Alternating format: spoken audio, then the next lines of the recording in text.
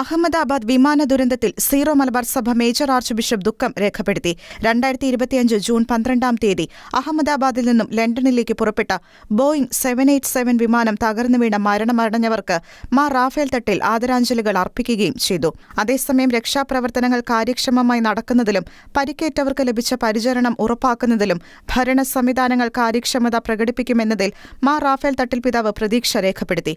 ദുരന്തത്തിന്റെ ആഘാതത്തിൽ കഴിയുന്ന എല്ലാവരുടെയും ദുഃഖത്തിൽ പങ്കുചേരുന്നതായും അഭിമന്യ പിതാവ് അറിയിച്ചു.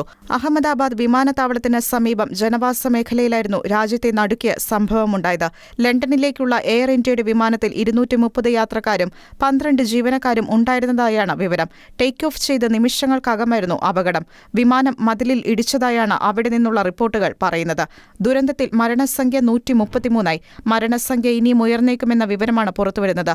അപകടസ്ഥലത്ത് 3 ദേശീയ ദുരന്ത നിവാരണ സേനാ ടീമുകളുടെ നേതൃത്വത്തിൽ രക്ഷാപ്രവർത്തനം ഊർജിതമാണ്. ഷെക്കന ന്യൂസ്, കൊച്ചി.